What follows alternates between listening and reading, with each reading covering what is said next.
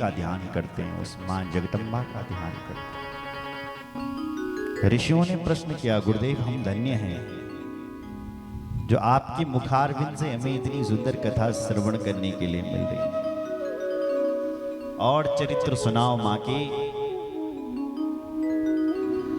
यूयम धन्या महाभाग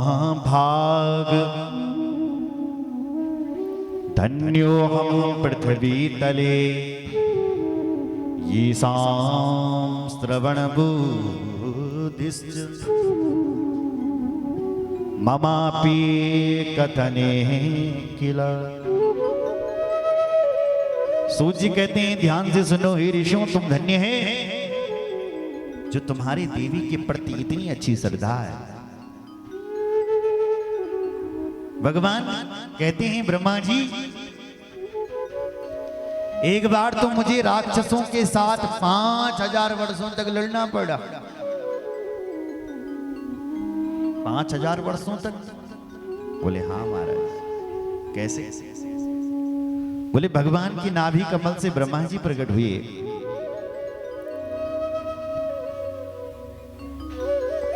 और ब्रह्मा जी ने ब्रह्मांड की जल में 2 शब्द सुने। कौन से शब्द? ता और पा। देखो जब बरसात होती है ना, और बरसात में जब पानी गिर रहा हो तब एक आवाज आती है। कौन सी आवाज? अगर पानी गिर रहा हो तो एक आवाज आती है, तब। कैसे गिरता है पानी? तब तब। तो उस जल में ब्रह्मा जी को एक शब्द सुनाई पड़ा। पानी टपक रहा था, टप टप टप। तो ब्रह्मा जी ने सुना तप तप तप। ब्रह्मा जी ने सोचा शायद ये जल मुझे संकेत कर रहा है कि मुझे तपस्या करनी चाहिए। ब्रह्मा जी ने ध्यान लगाया और तपस्या में बैठ गए ब्रह्मा जी। क्षीर सागर में भगवान नारायण सोए हुए थे उस जल में। तो भगवान के कान में मैल पड़ गया। क्या पड़ा? मैल, झोल पड़ी, बड़ी मैल पड़ गया। और उस मैल से 2 दानव पैदा हो गए। विष्णु कर्ण मलयो भूतो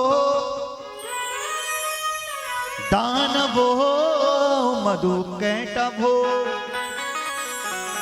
महाबलो चतो दैत्यो विवृद्धो सागरे जले। प्रलय काल के उस जल में भगवान के कान में मैल पड़ रहा है और उस मैल से 2 दैत्य पैदा हो गए, जिन दैत्यों का नाम मधु और कैटभ। मधु का अर्थ होता है राग और कैटभ का अर्थ होता है द्वेष। जो मिला है उसके ऊपर तृप्त न होना ही राग है, और जो दूसरी को देख करके जलता है उसी का नाम द्वेष है। क्यों? फलाणों बेटा सरकारी नौकरी क्या लगी, हमुन जलन होने लगी, जिद्द होने लगी, यही द्वेष है। जय का भीतर बल द्वेष भरियूं छो, तय का भीतर बल कथा न बैठ सके। सुन रहे? इसलिए भागवत का श्रोता कैसा होना चाहिए? भागवत जी ने बताया, निर्मत्सराणां सताम, निर्मत्सराणां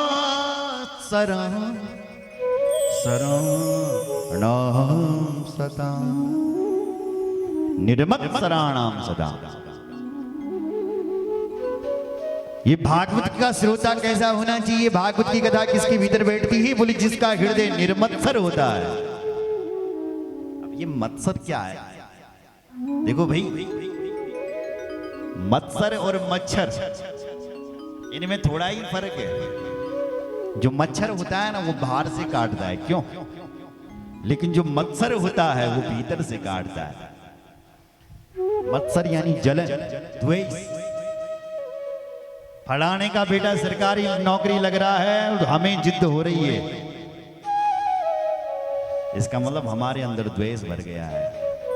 हम अभी कथा सुनने के लायक नहीं है।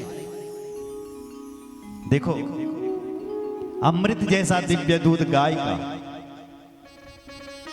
और यदि तुम उस गाय के दूध को किसी खट्टे बर्तन पर रखोगे तो क्या हो जाएगा?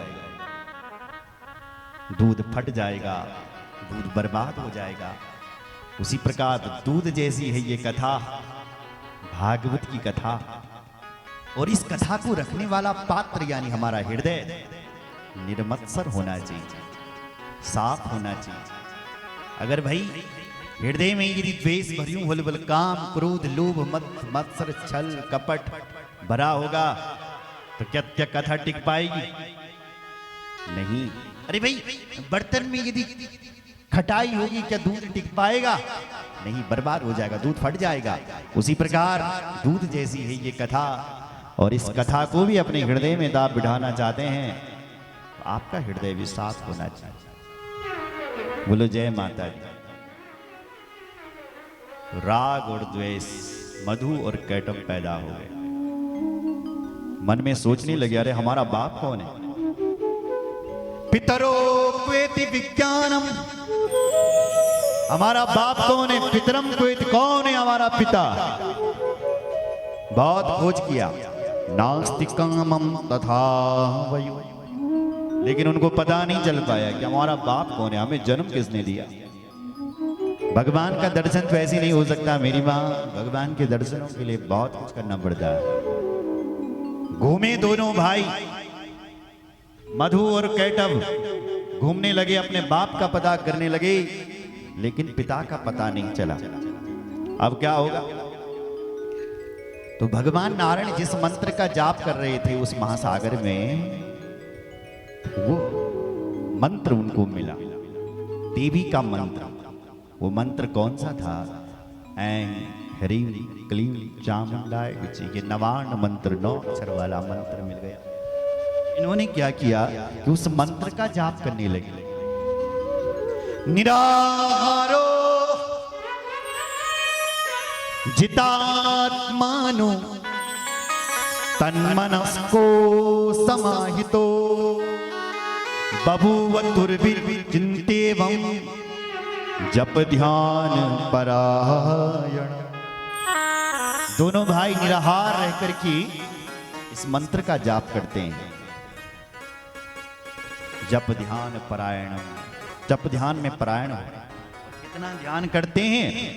एवं वर्ष सहस्त्रम तु ताभ्याम तप्तम महातपा, कई वर्षों तक तप करते हैं। और जब देवी का मंत्र जपते रहे जपते रहे जपते रहे तो देवी मां प्रसन्न हो गई है। बोलो जगदम्बा मैया की जय। प्रसन्ना प्रसन्ना परमा शक्ति जाता सा परमा वयो,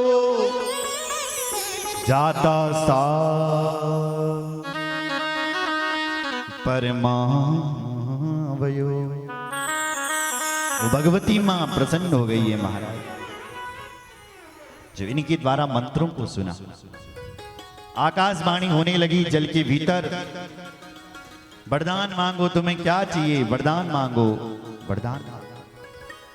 आकाशवाणी कह रही है, वरम वाम वांछितम दैत्यो गुरुतम परम सम्मतम ददामि परितुष्यामि युवयोस् तपसा किला। तुमने मेरी बहुत बड़ी तपस्या की है, हम तुमसे प्रसन्न हैं, वरदान मांगो, वरदान मांगो। मधु कैटव कहते हैं, मां ऐसा वरदान दो कि हम कभी मरे नहीं। जितने भी दैत्य और राक्षस हुए, आज तक कोई ऐसा नहीं हुआ जिसने ये नहीं बोला कि मैं कभी मरूं नहीं। सबने बोला हम कभी मरे नहीं बस। जबकि मौत जीवन का अटल सत्य है, मौत आएगी आएगी, ये किसी को नहीं छोड़ती। हानि लाभ जीवन मरण चार चीज अपने हाथ पर नहीं है, हानि होना, लाभ होना, जन्म होना और मृत्यु होना। जस अप जस विधिहार, सुनो भरत भावी प्रबल, विलखी कहो मुनिनाथ। भरत जी जब अपने पिताजी के लिए रो रहे थे कि मेरे पिताजी हमें छोड़ करके चले गए हैं, तो उनको समझा रहे थे मुनिनाथ यानी वशिष्ठ जी, हे भरत क्यों रो रहा है, क्यों रो रहा है? क्योंकि हे भरत चार चीजें अपने हाथ पर नहीं है, जन्म होना, मृत्यु होनी, हानि होना और लाभ होना। आप कार्यक्रम करवा रहे हो, आपको हानि होगी या लाभ होगी ये विधाता के हाथ पर है। जस अप जस विधिहार, हमारे हाथ की बात नहीं, और ना ही जन्म और मरण को हम रोक पाते हैं। कहां किसको मरना है, किस जगह पर मरना है, ये विधाता ने पहले ही सुनिश्चित कर रखा है।